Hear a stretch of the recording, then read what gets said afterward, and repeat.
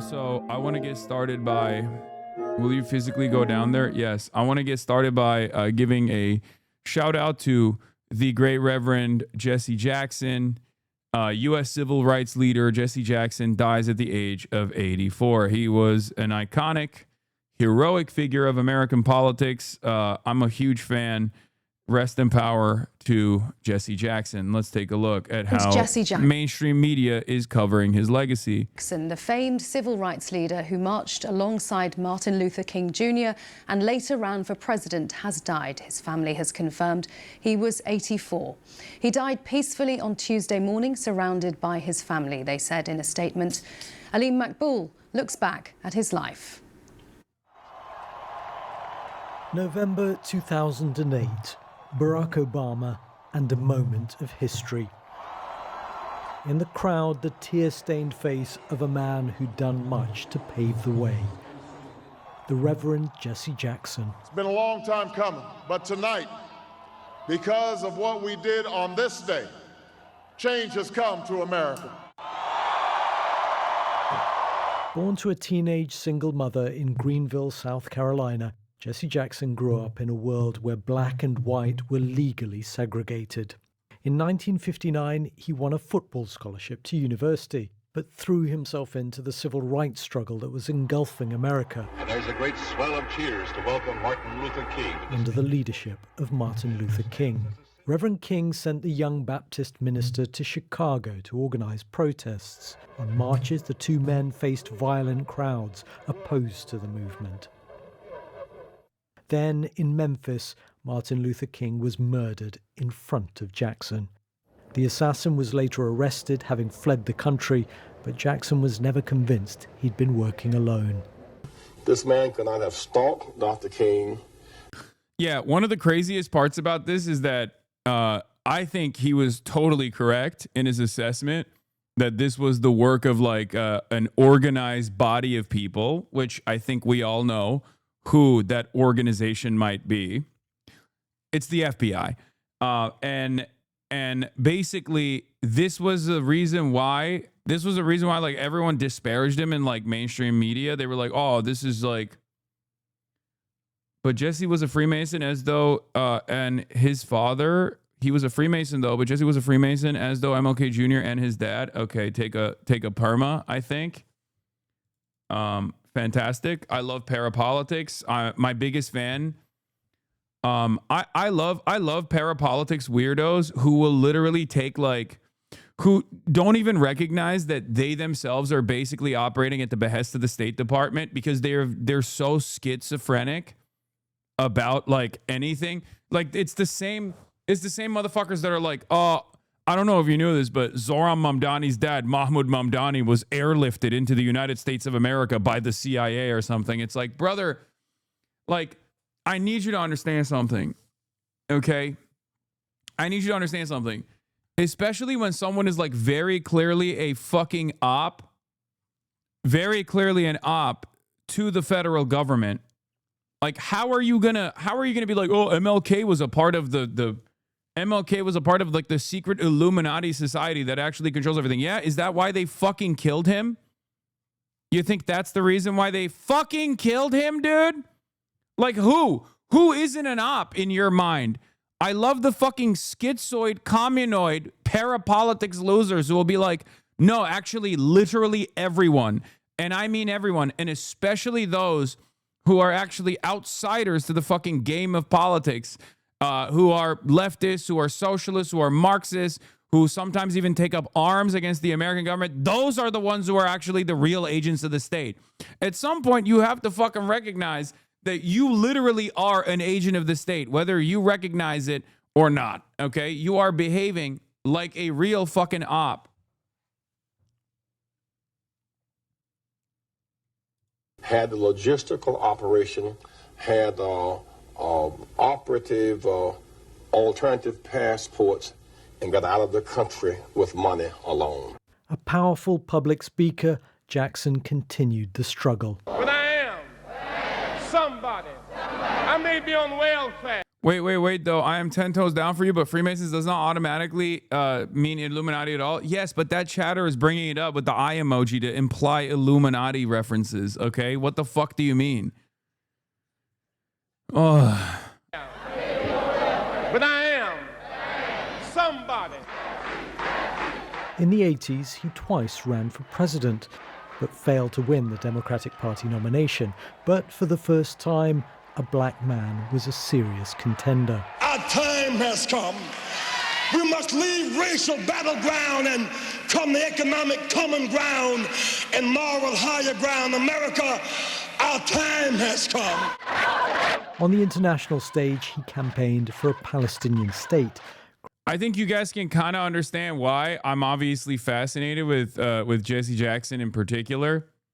Yeah, the Rainbow Coalition was a continuation of what Fred Hampton sought to do as well. It was a continuation of MLK's legacy, a class-first politics that still does not shy away from talking about the racial element of American white supremacy, but a class-first politics nonetheless. A class-first politics that focuses on improving people's material conditions unconditionally. And no, the little F's are going to cut in and out the entire day. Just know that it's going to happen, and there's nothing we can do about it. Okay? Just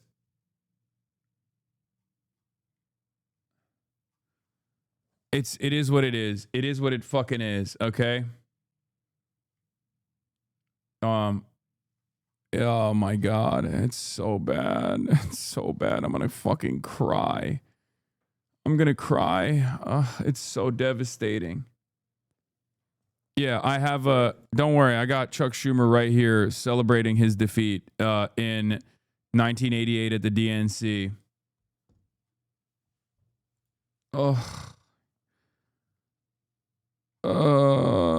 Why is it like this? Creating a long rift with American Jews after some unguarded and offensive remarks. He persuaded Saddam Hussein to release human shields on the eve of the Iraq War. And as South Africa emerged from apartheid, the man who spent years maintaining American pressure against them. I don't know how bad it is. I can't tell how bad it is because I keep seeing zeros on my end. Not just you, I got a too loose connection for a few seconds every few minutes. Oh, God. I don't know. People say it's not that bad.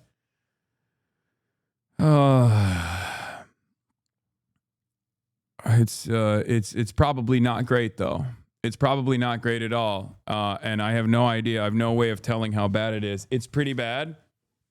It's been smooth for us, maybe smooth for some, but bad for others. I don't know. Is it next slide? It's perfectly fine for us, dude. Some people are saying it's perfectly fine. Others are saying it's not.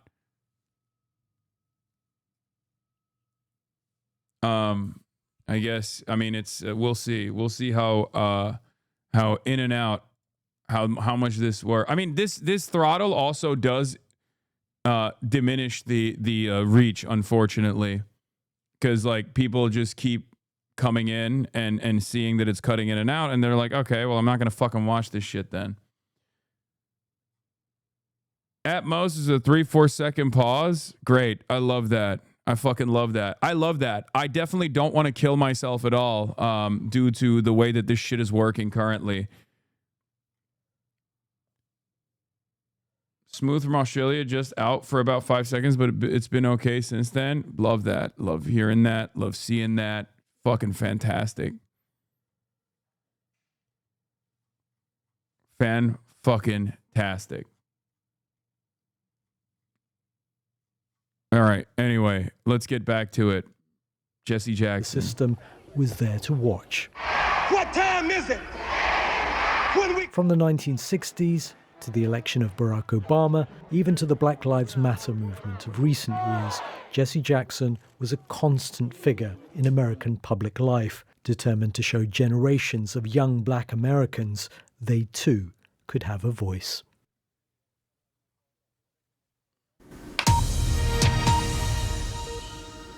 Well, our US partners CBS News are reporting that Jesse Jackson had been hospitalised for observation back in November. Doctors said he had been diagnosed with a degenerative condition. He had revealed in 2017 that he'd been diagnosed with Parkinson's disease, which affects the nervous system, which slowly restricts movement and daily activities. But Jesse Jackson called it a physical challenge.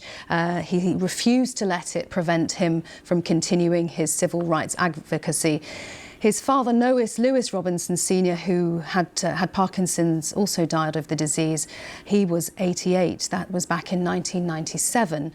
But Jesse Jackson had been suffering from some health conditions since he was hospitalised back in November, revealing a few years ago now that he is diagnosed with Parkinson's. Let's bring you the family statement that we have. They say it is with profound sadness that we announce the passing of civil rights leader and founder of the Rainbow Push Coalition, the Honourable Reverend Jesse Louis Jackson Sr. He died peacefully on Tuesday morning, surrounded by his family. His unwavering commitment to justice, equality and human rights helped shape a global movement for freedom and dignity.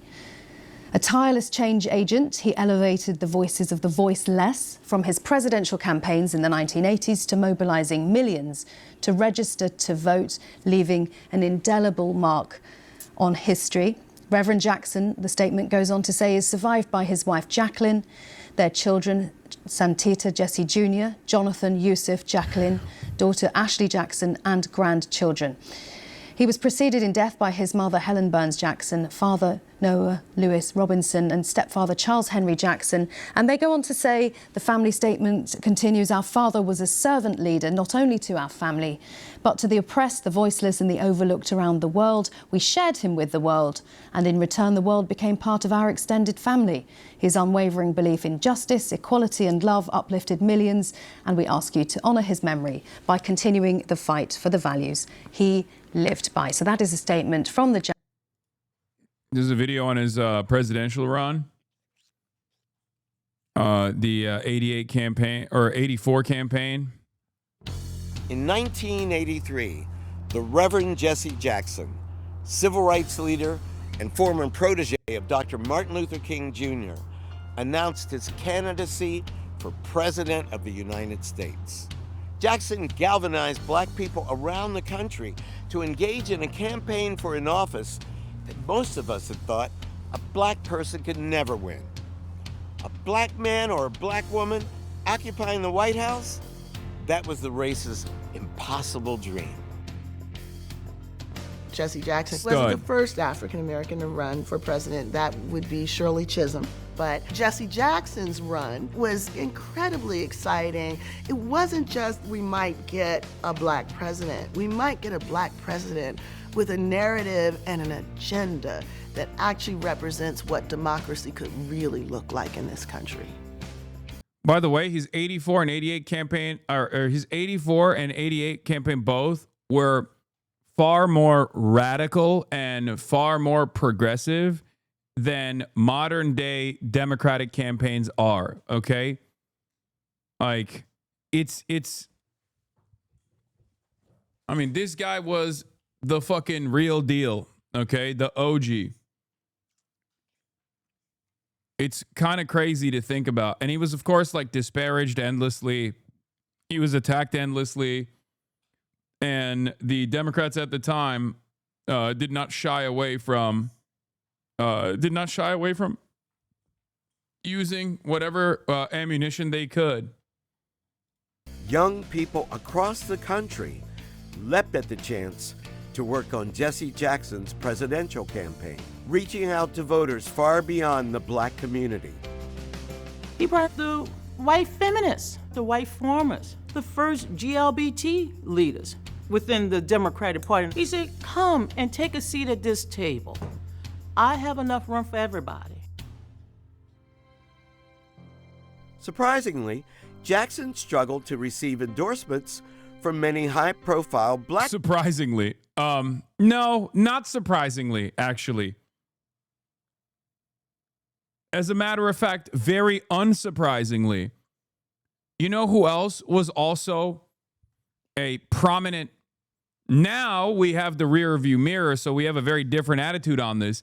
But if you recall, there was another high-profile young black Democratic Party presidency contender who also struggled to receive endorsements from high-profile black figures in the party. His name was Barack Obama. Okay? I'm sorry. This is just how the game is played. If you don't understand it by now, make no fucking mistake.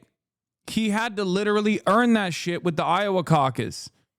Okay? He had to earn that shit. They wanted Hillary. It's true. By the way, for those of you who don't know, this is literally what happened. Do not let any motherfucker try to do revisionist history here. Barack Obama went through a similar struggle. Barack Obama went through a similar issue with earning the endorsements of high-profile black figures in the Democratic Party as well. Politicians. Most of the black leadership was against him running. They had their own arrangements with the Democratic Party and establishment. They didn't think it could work, but he ran, and he did very well, better than they all thought. 3.5 million people cast their votes for Jesse Jackson. Some estimated that as many as 20% of the African Americans who voted for him had never voted before. Though he fell short of winning the Democratic nomination, Jesse Jackson's 1984 president... Bro, I swear to God, this right here was another like 2016 Bernie versus Hillary Clinton versus Donald Trump moment. Okay? 1984, Jesse Jackson comes in, DNC cooks his ass, okay? Actively destroys his mobilization efforts. And basically, lo and behold, you got the proto-Trump, Ronald fucking Reagan. That's why they say don't blame me. I'm from Minnesota, by the way. Because Minnesota was the only state that fucking voted for Mondale over Reagan.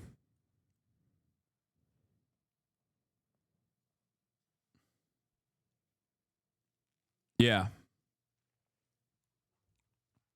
Just, lots of comparisons to be made here. Presidential bid changed the political landscape forever. Long before there was a Barack Obama, there was a Reverend Jesse Jackson, and he was lifting up little kids all across America. I'll be honest, the real comparison here is not a Barack Obama. The real comparison here is a Bernie Sanders, but obviously I'm too white to be making that comparison. A lot of people are going to be like, hush now, little white baby, but the reality of the matter is a more accurate comparison would be a Bernie Sanders. Believing that they too one day can become president of the United States. He taught us that our voices matter. Because the reality of the matter is Barack Obama won, right? Like, Barack Obama won. Whereas, and he was able to secure the endorsements by the time he was, the established candidate, right? And we also know how he governed after he won the presidency. He ran on a very progressive platform. He secured the endorsements. He won the primary. And then he kept up with a relatively progressive campaign in the general as well. And then he fucking turned around and governed like a Hillary, right?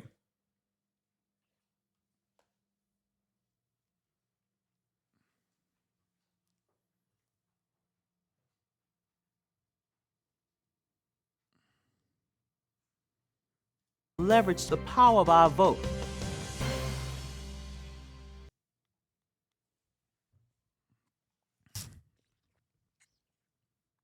Why are you lying, Hasan? Why am I lying about what?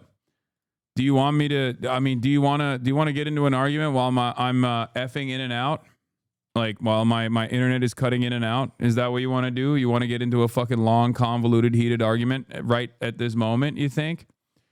Anyway, here's another testament to the DNC's like machinery Here's a clip of Chuck Schumer bragging about blocking the Jackson plank, which was proposed in the 1988 DNC platform item by Jesse Jackson's presidential campaign supporting Palestinian self-determination. You might recognize a person who is speaking in 1988, celebrating blocking the Jackson plank in 1988. I usually begin my speeches by saying I'm glad to be here. I'm not quite sure that's appropriate tonight, that when I walked up the stairs I was pushed, that when I came here, Great. I fucking love that, man. I love now, this if shit. you don't want to hear the other side,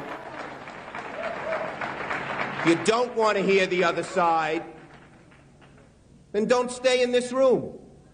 Go wait for your candidate and listen to him and make yourself feel good. Okay? If you don't want to listen to the other side, please leave. I may not convert you to my point of view, but I will tell you something. If you believe in your argument, you can withstand very easily the argument from the other side. And so if you can't, then I ask you to leave. Let me remind you the last time I was booed publicly, and this was the last time, was something you all abhorred, because I was the leader in the fight against the pro-Palestinian Jackson plank at the Democratic Convention. And I got up on that platform and I said just what I thought. And certain other states got up and booed my speech. So that just as tonight.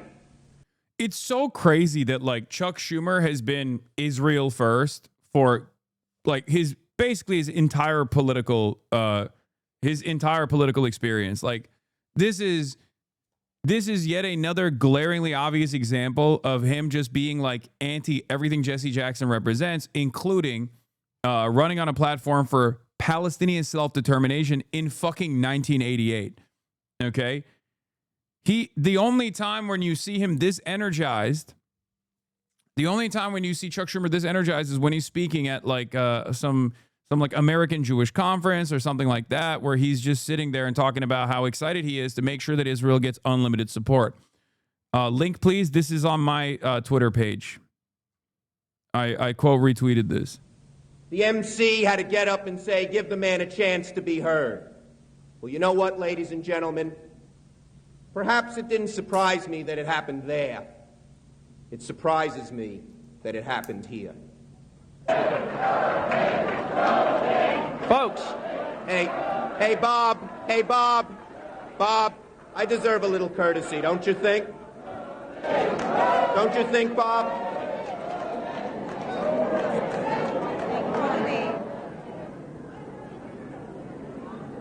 In conclusion, it's not working.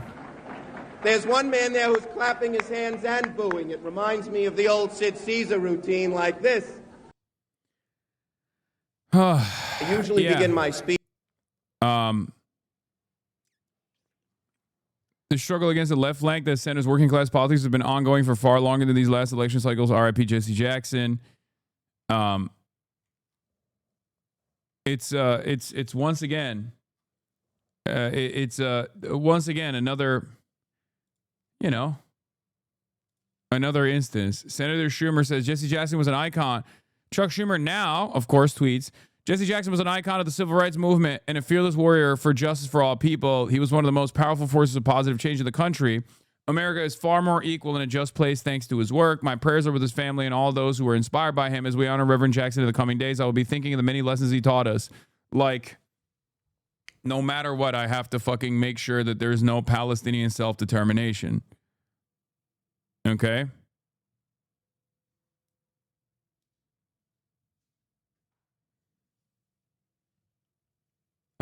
Here we'll do a history of Jesse Jackson's legacy from marching with MLK to building the Rainbow Coalition by Democracy Now! and then we'll move on to the MAGA family annihilator. This is Democracy Now!, democracynow.org. I'm Amy Goodman. We're continuing our look at the life and legacy of the Reverend Jesse Jackson, who died today at the age of 84. A civil rights icon, two-time presidential candidate. We're joined now by two guests. Larry Hamm is a longtime civil rights activist. He's chair of the People's Organization for Progress. He was co-chair of the Jackson for President campaign in New Jersey in 1988. Also a Jackson delegate at the Democratic... It's just so crazy because, like, there is no reward. You know what I mean? Senator Chuck Schumer follows you. Will you have him on the show? No, he doesn't. The fuck are you talking about? Of course he doesn't follow me. Are you insane? It's like these people like Jesse Jackson were on the right side of history. Okay? Unflinching, unyielding, always correct. Okay? Always fucking correct. And they got punished endlessly for it. Some people who were also on the right side of history got killed for being on the right side of history, for having conviction, for believing in the cause of justice for all, for believing in egalitarian principles and acting on it. Not just sticking to words, but acting on said principles. Our American history is filled with people like this. Okay, our American history is filled with brave civil rights legends like Jesse Jackson, who unfortunately just passed away, but was punished endlessly throughout his advocacy, throughout his activism, throughout his career. It's very, very frustrating to see these monsters that offered setback after setback after setback on numerous occasions, only to turn around and be like, wow, their legacy, we always loved it. We were always a fan, you know?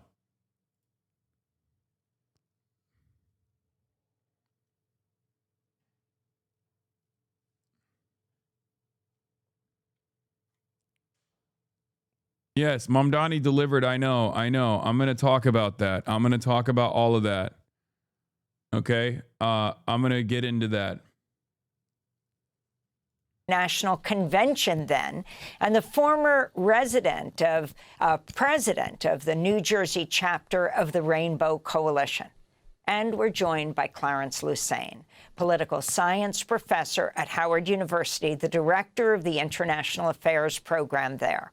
We welcome you both to Democracy Now!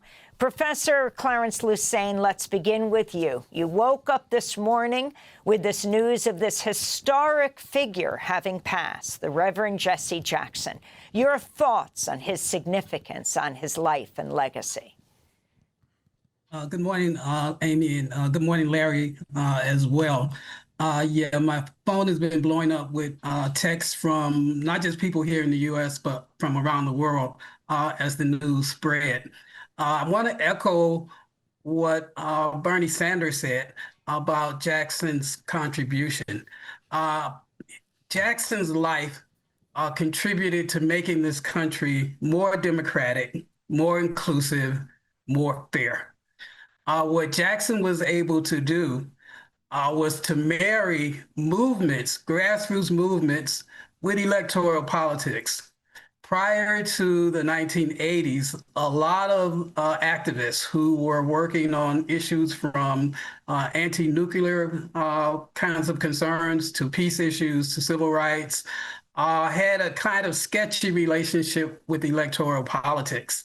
And Jackson saw that that was a vehicle for being able to bring this country to its principles that it espouses.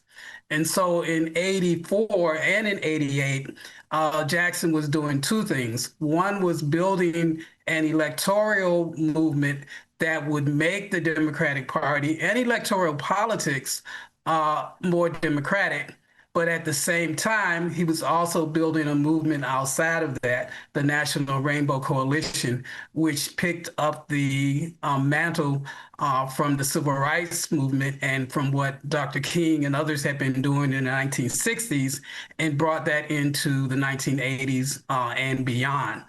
And his contributions were not just domestic, of course, but also international, not only working with folks who were working around issues like human rights and peace, but just a range of concerns that people had around the world, including, of course, the anti-apartheid movement.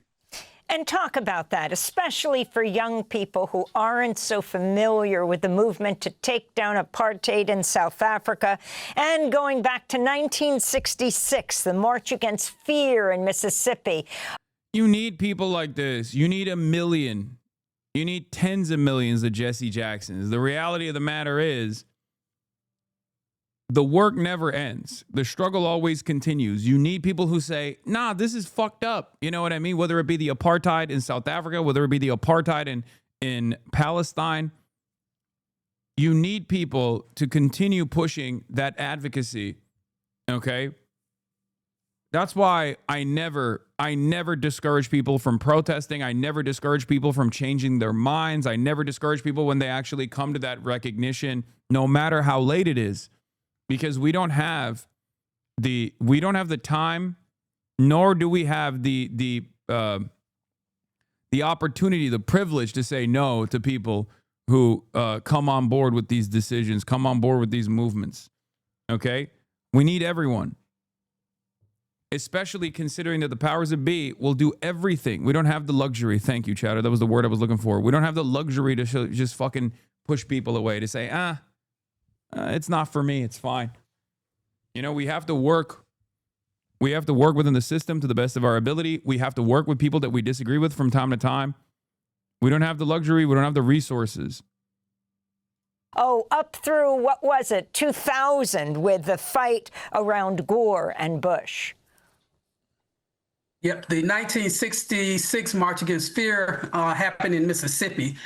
This was 3 years after King had given his speech at the March on Washington, I Have a Dream speech, and Medgar Evers had been killed. And James Meredith, who was a local activist in Mississippi, started a march. He was shot during that march, but that then galvanized the entire civil rights movement to come to Mississippi. So Jackson was there, King was there, Stokely Carmichael was there. That's where Stokely Carmichael made his famous statement about Black Power. And that's important because what we see with Jackson is that he brought together the disparate parts of not only the Black political movement, people who were nationalists, people who consider themselves socialists, people who consider themselves liberals, even Black conservatives. Jackson would galvanize and rally when he ran in 88 and 84. But Jackson also brought together people outside of the civil rights community and outside of the Black community. And so that was really kind of a turning point. So then we get to 1983, and there's a big celebration of the 20th anniversary of the March on Washington. But it's also a protest against Reagan. Reagan had been elected in 1980 and launched the harshest anti-civil rights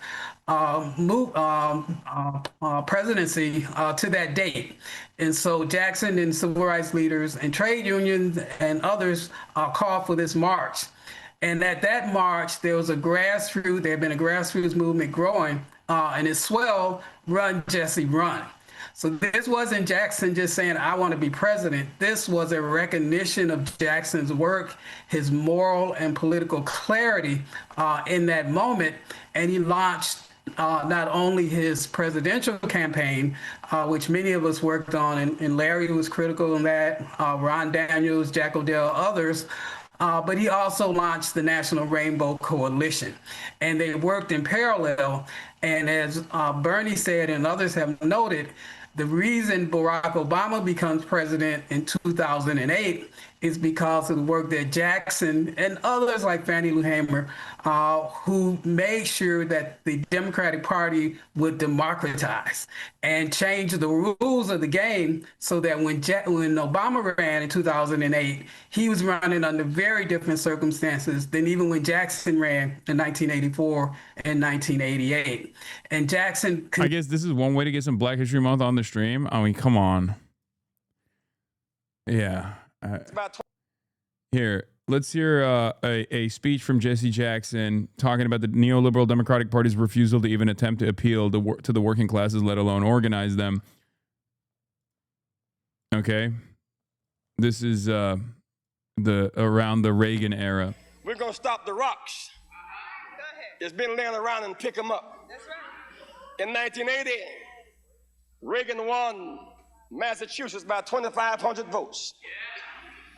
There were over 100,000 students unregistered, over 50,000 blacks, over 50,000 Hispanics.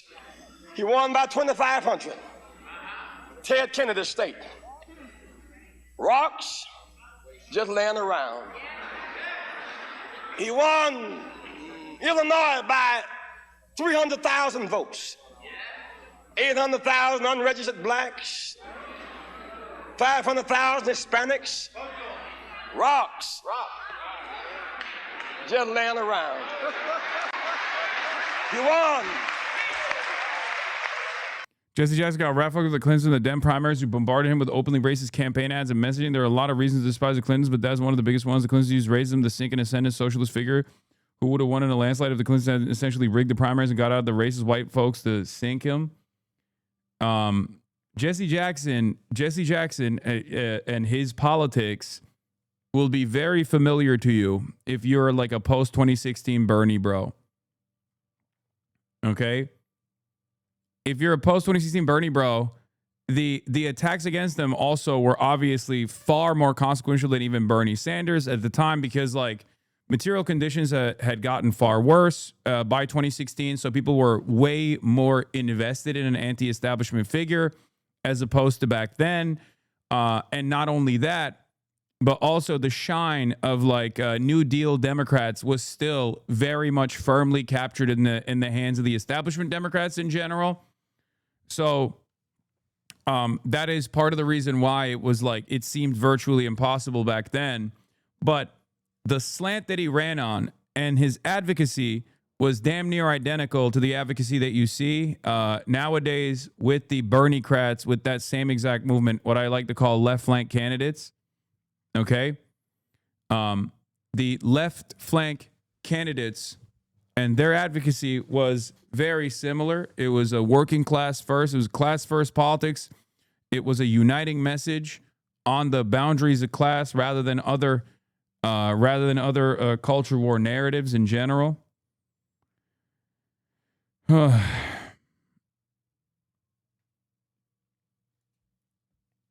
And yeah, it's not even. In 1980, 3 million high school students unregistered to vote. Even down to the non-voters, like even down to going after non-voters, trying to organize non-voters and activate them into voting. Okay? Now they've been registered to draft. Rocks just laying around. 11 million college students I gotta pee. who could have chosen jobs over jails, peace over wall, that didn't vote. Now they're crying. Rocks just laying around. Reagan won 8 southern states by 182,000 votes. But there were 3 million unregistered blacks in them same 8 states. Rocks just laying around. He won New York by 165,000 votes. 600,000 students unregistered. 900,000 blacks. 600,000 Hispanics. Rocks just laying around. 1980, Reagan won Pennsylvania by 300,000 votes, 400,000 students unregistered, more than 600,000 blacks unregistered. Reagan won Pennsylvania by the margin of despair, by the margin of the fracture of our coalition. Your time has come. Pick up your slingshot, pick up your rock, declare our time has come. A new day has begun. Red, yellow, black, and white, we're all precious in God's sight. Our time has come.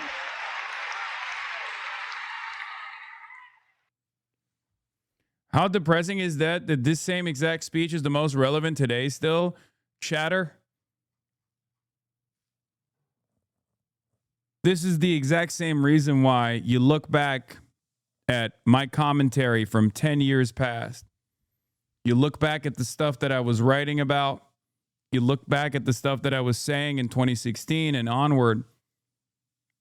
And the reality of the matter is, the issues are the same, and my advocacy is the same. This is just how it is. This is how it always is. This is how it's always been. Especially in a place like the United States of America. If you are a socialist, if you're a Marxist, if you are a progressive, if you are to the left of the Democratic Party, and you see these problems, you recognize them, you want to solve them, you communicate how we could solve them, slowly but surely you start realizing that the hurdles are the same, the problems are the same, the setbacks are the same, but nevertheless, we still continue to organize. But that is the reality. You got to take advantage of the opportunities given to you, the opportunities to organize, and you have to be persistent, you have to be stubborn, and you just have to keep pushing.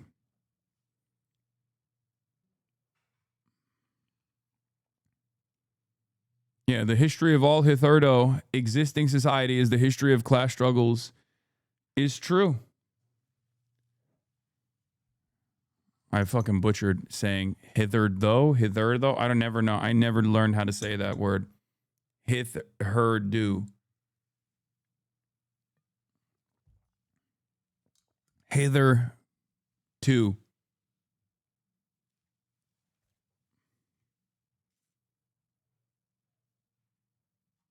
Hitherto. Civil rights movement was built upon very similar work done in the 30s and 50s. Yeah. The struggle continues. So that's why I always say, look, man, I'm a socialist. Whenever people say, oh, Hasan, this is a setback far too large. What do we do here? What do I always tell you? Oh, man, we took a big L here. What do I always say? I'm a socialist.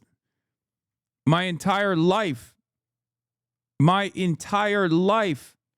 has been one L after the other. And yet we still continue. Because as long as these issues continue, you can't fucking cave. You can't buckle. You can't give in to some of the worst, most powerful forces in society telling you you have to stop. You have to keep going. You have to keep pushing. Especially when you know your cause is just.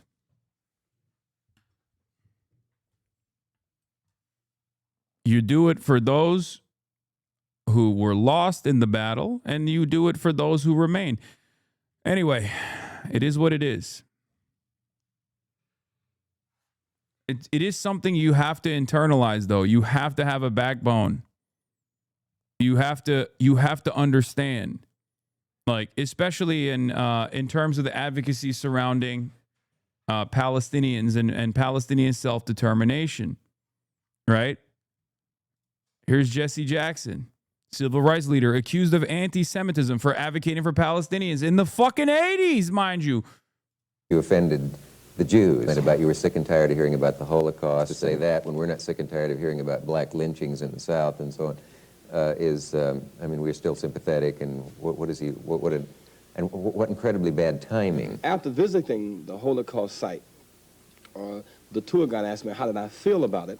I said, one has to have a sense of tragedy, and I think it's real tragic.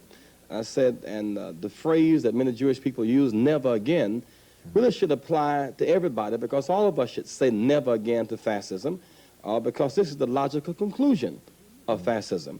So you say, well, you make it sound as if it's just a humanitarian crisis when it's in fact unique. I said, well, as a social scientist, I choose to use the word tragic. He said, but unique. I said, tragic. I said, I read Trail of Tears. I know how the Indians were exterminated. 60 million blacks were lost between Africa and America. Other similar situations. And so he became offended because I chose to use the word tragic rather than unique. Yeah. He was right. And he wasn't too early. He was right, but he wasn't too early even back then. It's just that society was not ready for it. But even back then, there were plenty of thinkers who recognized right from wrong, who understood the similarities, who understood that the very same ideological forces that committed the atrocities during the Holocaust were the exact same ideological forces at a different time doing the indigenous extermination, doing 400 years of colonial extraction, slavery, mass rapes, the death and destruction of black people from Africa. It was the exact same ideological motivation. It was fascism before fascism was able to materialize as a solid political movement, right? Before it was fascism, it was colonialism. Before it was colonialism, I guess it was I don't know what you would call it at that point, but the reality of the matter is that it was the same old tragedy in many respects. The exceptional nature or the consistent demands of singling out the Holocaust, especially nowadays, is weaponized against the plight of Palestinians. Anytime you make any sort of comparison between what took place with the Nazis, what they did to 6 million Jews and millions of other people as well, Slavs, people who had disabilities, gay people, trans people. When you compare that to the genocide that Israel is committing against Palestinians, people say, no, you can't do that. Never again just means never again for us. Never again just for Jews. That's not what never again is supposed to be about. Okay? Which reflects a certain hypersensitivity that we must have a new formula in the Middle East that represents more balance in our policy. We must be concerned about Palestinian justice, Lebanon's territorial integrity protected, and normalized ties with the Arab world. That must not be considered offensive. When quotes like that come out about the Holocaust and so on, who would be out to discredit you so by getting that kind of misquote? Well, if it is, as you say, a misquote. Many Jewish people were insulted and outraged by virtue of the fact that we accepted Arafat's invitation to go to Lebanon. And therefore, there were many who simply attempted to sabotage the trip by trying to discredit us and therefore make our meeting with him an irrelevant trip as opposed to a relevant trip. One of the guys who helped to deal with our ticket arrangements, getting there, a travel agent, he became so irate over the fact that we were going to meet this anathema, this guy called Arafat. until he just simply went in rage and lost all sense of emotional balance. He did a press conference. I mean, this is a man who worked for you? No, he did not work for us. See, that was a lie he told. He did not work for us. When you had your picture taken hugging Arafat, that, of course, offended a lot of people who strange bedfellows to be. Yeah. I mean, this is it. How dare you? How dare you communicate with the other side? The other side that we obviously choose to undermine, the other side that we never want to offer a voice to, because if you never actually recognize the other side's humanity, then it's much easier to disparage them. It's much easier to dehumanize them. It's much easier to justify all of the atrocities that befall the Palestinian people, right? So we here in the heart of empire play a very significant role, a role that I try to play to the best of my ability, right? We have the opportunity to show the other side. We have the opportunity to give a voice to the voiceless. We have an opportunity to listen to their demands. We have an opportunity to humanize them to our friends, to our family members, using the platforms that we have at our disposal. They will always try and stop it. And this is not just the Palestinians versus the Israeli society and its military conquest. This is the same for every group, okay? It's the same for the Venezuelans. It's the same for the Cubans. It's the same for all of the dispossessed masses that American imperialism and Western imperialism chooses to dominate. Okay? That's why there is always so much resistance. And that resistance should be expected. That resistance should always be expected. It's one that I expected when I had 35 people watching me. It's one that I expected when I had 350 people watching me. And it's one that I certainly receive every single day with 35,000 people watching me, right? That's part of the reason why I've always maintained a position where I want to make sure that I have the most reliable base of support through a subscription mechanism rather than one that relies on ads, rather than one that relies on contracts, rather than one that relies on corporations. I'm not like tying this back to, subscribing to the Piker Broadcasting Service. I'm just simply telling you that's precisely the reason why I do things the way I do. Right?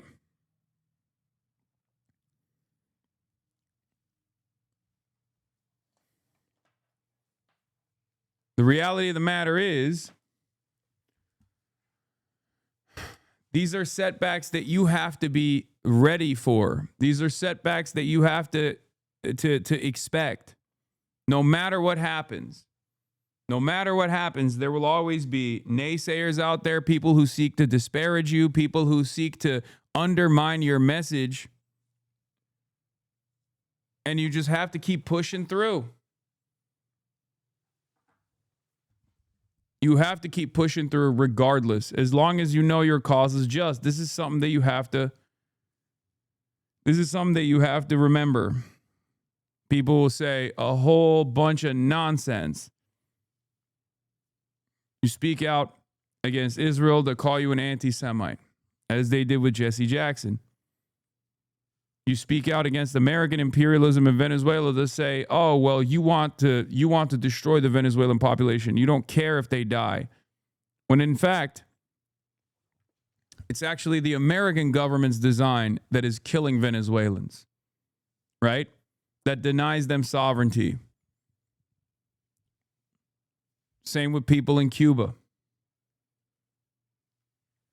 It doesn't matter what people say. You can't listen to naysayers who are either deluded into thinking that you are a bad person, or people who are cynically weaponizing these other forces at play: racism, white supremacy, Nazism, fascism, misogyny,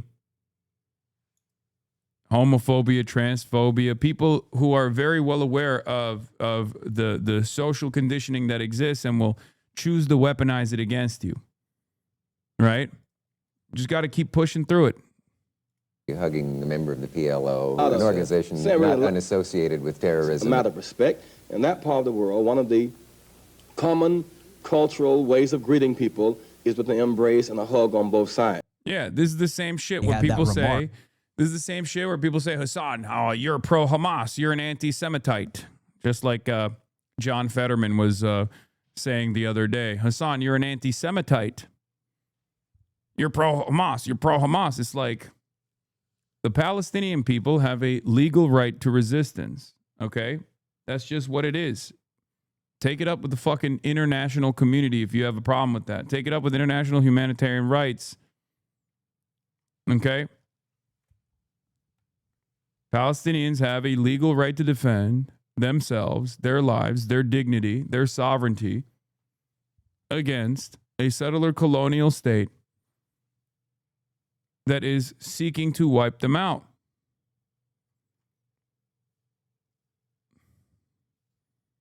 Look, they said the same shit about PLO. In 1984 that he got hammered for, and his relationship with the Jewish American voters. He denied this at first. He eventually acknowledged that he made those comments. It was said in private, and he thought he was off the record with some reporters, and it ended up being a newspaper. And he apologized for it. This has always been the third rail in American politics, and it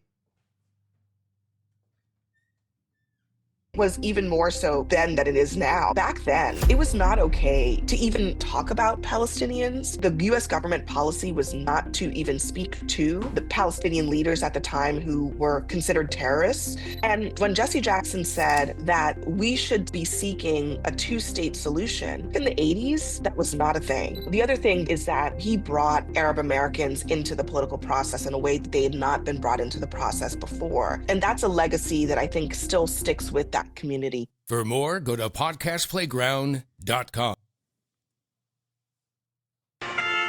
There is some new trouble to tell you about tonight between Reverend Jesse Jackson and Barack Obama. And Fox's John Gibson is here with more on that. Hi, John. Thanks, Martha. Barack Obama is about change, the Reverend Jesse Jackson says. Starting with the Middle East, we're quoting Jackson now, decades of putting Israel's interests first will end.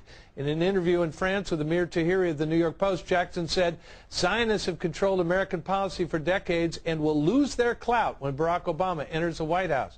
Today, the Obama campaign reacted quickly by saying Jesse Jackson is not an Obama advisor, and Jackson is, quote, therefore in no position to interpret or share Barack Obama's views on Israel and foreign policy. Jackson's untimely quotes could have an effect on Florida and some parts of Ohio and Pennsylvania, where the Jewish vote is important. Obama's team further said no false charges can change Barack Obama's unshakable commitment to Israel's security, and as president, Obama will ensure that Israel can defend itself from every threat it faces. While keeping couple things to pay attention to here. Some things never change, and some things change dramatically. Establishment liberals, of course, will rat fuck the people that brought them along, the people that helped play a role in getting them to the position of power. That's number one. Barack Obama behaving like an establishment Democrat here. But something that has changed dramatically is the Fox News coverage. Can you imagine Fox News offering fair and balanced coverage as opposed to now in a situation like this? I'm just saying, this is considered fair and balanced reporting, especially in comparison to even the fucking New York Times coverage now. You know? I feel like Fox News back then, which was foul for the record, foul to Barack Obama, foul to anyone that was ostensibly to center left, like liberal, more liberal than Ronald Reagan. They were foul, right? But even then, this looks like more fair coverage than what CNN's Jake Tapper would offer to Barack Obama nowadays. Think about that. Think about how some things do not change at all. And think about how much certain things have changed. A relic. Obama's denials in mind, I'd like to remind you of my comments last week on Obama's close relationship with Rashid Khalidi. Khalidi and his wife were personal friends of the Obamas in Chicago, as well as somebody who donated money to Obama and someone to whom Obama steered grant money in his position at the Woods Fund. According to the LA Times, Khalidi once acted as a spokesman for the PLO and a negotiator for Palestinians in peace talks, and Obama once said Khalidi opened his eyes to a different point of view. Obama's history with one-time PLO spokesman Rashid Khalidi makes me wonder if Jesse Jackson's error was simply that he spoke out at the wrong time, just 20 days before the election. Write to me at Gibson Radio at foxnews.com. Check out the radio show XM1 at 168, Sirius 145, and someone said, yeah, Jesse Jackson, 2003. Don't attack Iraq. Yep. All you get for being on the right side of history is just an endless amount of fucking scrutiny your whole damn life, your whole damn career in advocacy. That's all you fucking receive, dude. Straight up. Straight up. You can be on the right side of every issue your whole damn life. And when you finally pass, they'll turn around and say, the very same people that actually caused you so much ire your whole life, that rat fucked you, that basically did everything in their fucking physical power to stop your movement, to stop your advocacy, will then turn around and say, in the most like whitewash, reputation laundered way possible too, they'll turn around and say, oh, he was great, he was a brave hero, and we fucked his movement up every single step of the fucking way. Chuck Schumer is not unique in this regard. I know we covered Chuck Schumer's statements now versus what he had said in 1988, taking credit for destroying the Jesse Jackson plank on Palestinian self-determination. But that's just how it is. That's how it always will be. well, how can you do these things, Reverend? You're always out marching and you're demonstrating and you're willing to go to jail and you're going from nation to nation, and how do you reconcile that with your religion? Well, my religion obligates me to do that. Okay, like legit feedback from a 41-month subscriber. For what it's worth, the soundboard makes your stream less watchable. My wife literally made me turn off one of your YouTube videos I was listening via premium on the drive home because she was so annoyed with the soundboard. No ideological problems here. It's just really annoying and repetitive sounding. I don't mean this as any hate, just feedback. Bruh. That's crazy. That's crazy. Okay, well, to you, chatter, I say... And pussy too. Yeah, that's right. That's a bad take, and we're going to keep using the fucking soundboard, okay? I also have this to say for you and your wife. Okay? That's all I got. I'm going to keep using the fucking soundboard. I don't even care. I am going to keep using the soundboard every now and then, especially because... We are Charlie Kirk. We carry the flame. We'll fight for the gospel. We'll honor his name. Yeah, so just, keep up. Nice, sweet wife flex, by the way. Respect to you.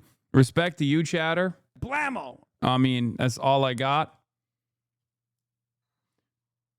Do you realize your fame and influence can vanish in a day? Be nice to your bosses / where your money comes from. My fucking bosses are you, okay? You are my bosses. The Piker Broadcasting Service is sponsored by you, the people, for you, the people, okay?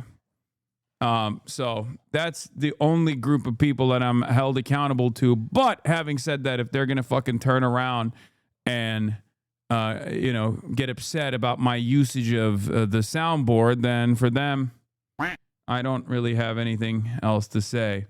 Even Reddit likes it, unless you sort by controversial.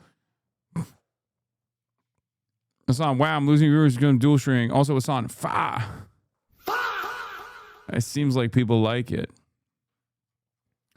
Or is it the uncleization and he's becoming jank?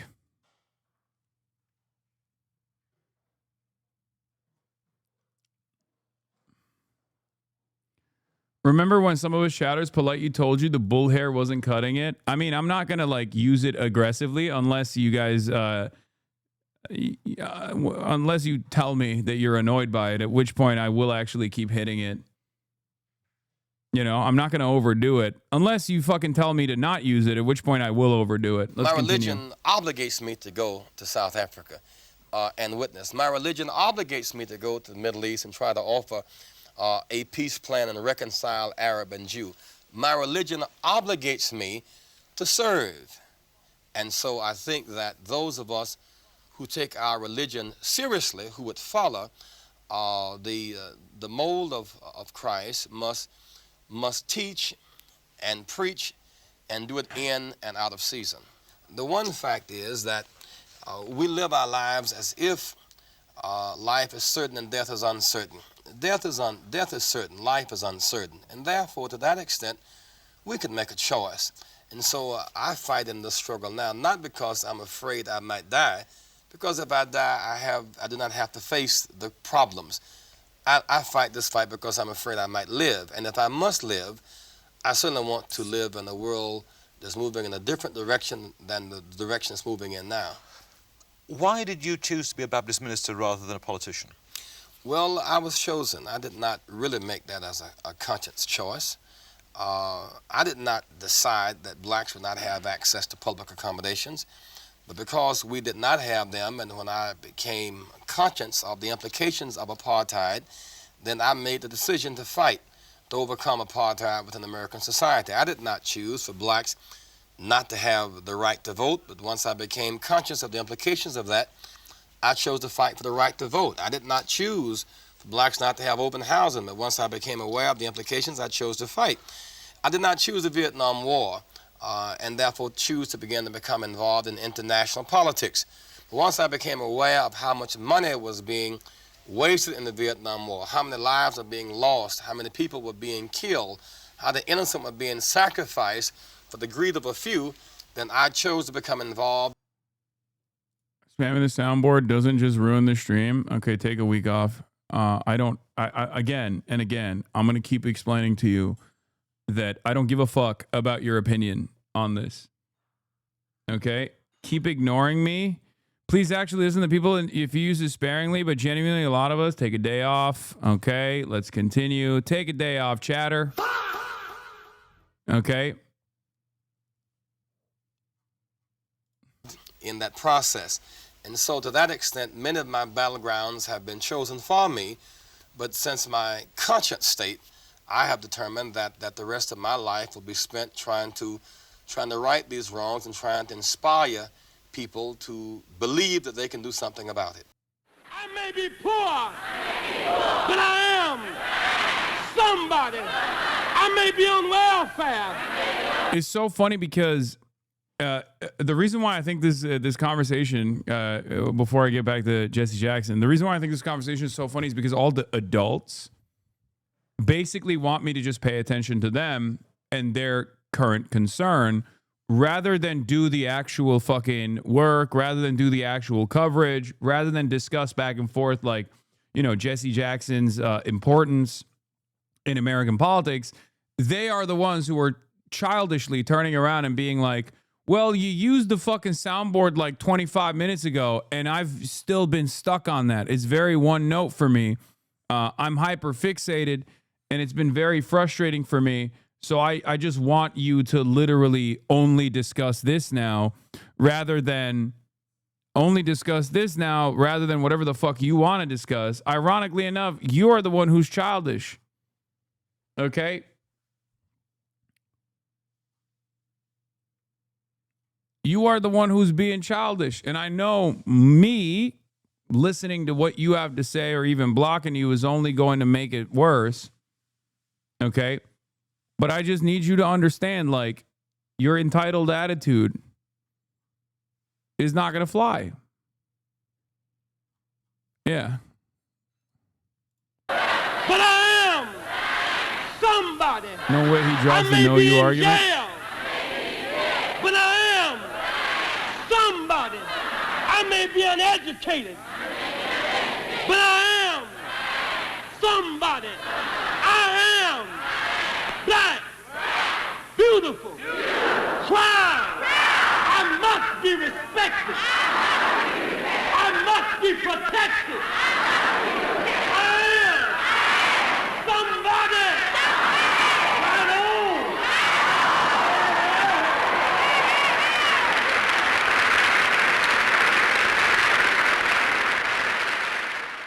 on. The world mourning the loss of a civil rights giant.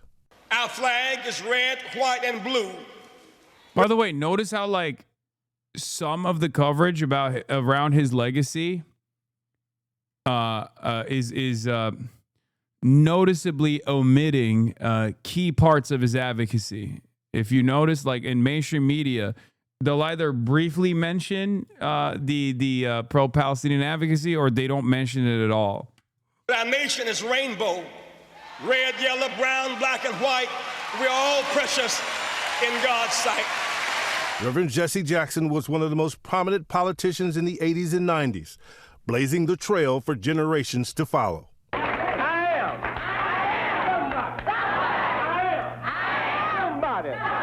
All of his life, the Reverend Jesse Jackson preaching, exhorting, demanding justice in a quest to help his people and nation overcome.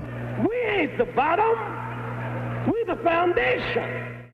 Always marching, civil rights nonviolent soldier. There he was, shoulder to shoulder with Martin Luther King Jr. after witnessing the beatings of Bloody Sunday on television.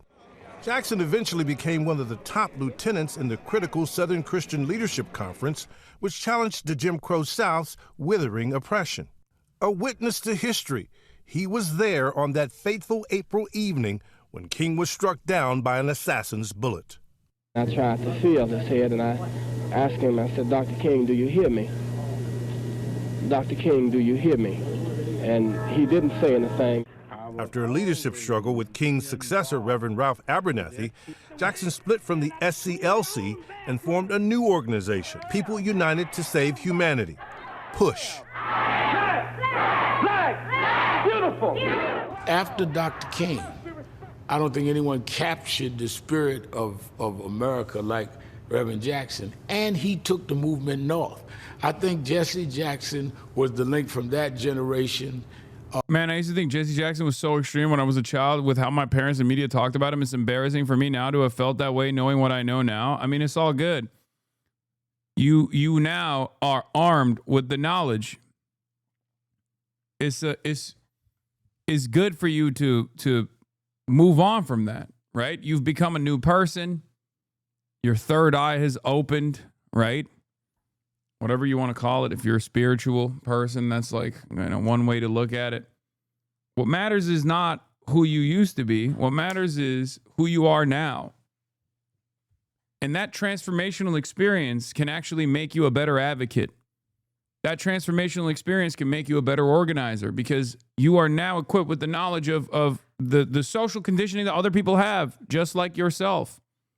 Now you know what steps it takes to make this transformational change. And you can use that in your advocacy. You can use that when you're talking to other people. Of King and them all the way to my generation and then the generation behind me. The first wave of the civil rights movement had succeeded in breaking down significant barriers, but Jackson's primary focus was on economic empowerment. We know that we are worthy of respect and protection, but nobody really knows our name, and so we're really still struggling. He broke boundaries in politics, twice running for president, first in 1984 under the banner of a rainbow coalition. In 1988, he was, for a time, the Democratic Party's frontrunner for the presidential nomination, before eventually losing the nomination to Massachusetts Governor Michael Dukakis. I'd rather go down in the stirring fight than drowse to death in the sheltered shore. Jackson also took on the role of freelance international negotiator, meeting with some of the world's most brutal tyrants. Overseas, the American world's most... Wait, hold on. Let's run that back. Wait, I'm sorry. What? On the role of freelance international negotiator, meeting with some of the world's most brutal tyrants. Overseas, the American black activist Jesse Jackson has become an intermediary in the Middle East. In 1984, he met with Syria's Hafez al-Assad. Goodman and the Reverend Jackson arrived at Andrews Air Force Base, securing the release of downed American naval officer Lieutenant Robert Goodman. In 1990, he held talks with Saddam Hussein to free foreign nationals being held in Iraq as human shields. And in 1999, he went behind enemy lines again to meet with Slobodan Milosevic to negotiate the return of 3 American prisoners of war. True. At times, he was a spiritual advisor, counseling President Clinton in his darkest hour, facing impeachment over a sex scandal. But Jackson had his own moments where he fell far short of what he had championed. In the mid-1980s, facing controversy for allegedly making a highly offensive remark about the Jewish community. God is not finished with me yet. Oh, just let it hang. Let it hang. What was it? And as an ordained minister, having to admit in 2001 he had fathered a child after an affair with a former staffer. Although somewhat diminished, Jackson leaned in on his faith of forgiveness and redemption and kept fighting, keeping his eyes on the prize.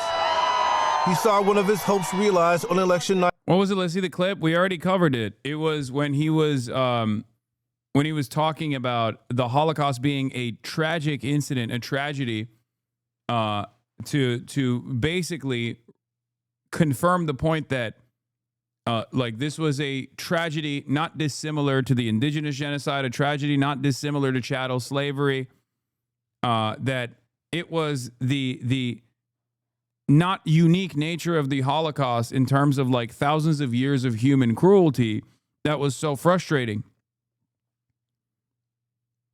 That was the controversy. And it was, of course, the reason. I can't believe that they fucking didn't even mention his advocacy work for Palestinian self-determination and only slapped on the whole like, well, he had some anti-Semitism allegations. Obviously, that kind of stuff carried a lot more water for a very long time. That kind of sentiment carried a lot more water back then. Nowadays, when someone actually says that, and you look into their background and you realize that they were like literally spending years and years. I think they're talking about when he says slurs, not the Holocaust part. He did apologize and make amends. I thought they were talking about, they said the statement about the Holocaust not being they said that he was undermining the Holocaust, like the impact of the Holocaust. Is that not? Or, oh, he used outdated racial slurs? Well, regardless. In 2008, in Chicago's Grant Park. America, I have never been more hopeful than I am tonight that we will get there. He wept as President-elect Barack Obama delivered his victory speech. In recent years, the effects of age and a long illness had slowed his gait, but not his spirit. Jackson goes. We got another weirdo in the chat. Not unique genocide. What? Hasan, I fucking wasn't. What the F? Actual fuck? You think I've been stalking you for years? Okay, chatter. I'm going to give you a day off for your own sake. Hopefully, you will get back to your medication. Okay? I'm going to remind you, med check right now for all the chatters who might have forgotten to take their medication today, including you, chatter. Okay, I have no idea who you are. I do not think you are stalking me. I don't know where you came from, but I'm gonna give you a day off for your own safety. A good reminder for everybody to take your medication. Going public with his private health battle, dealing with a myriad of health issues. He was hospitalized in Chicago in mid-November and released a few weeks later. Through it all, Jackson's faith and hope and what America could be endured. Jackson's family saying he passed away peacefully in his sleep. He was 84 years old.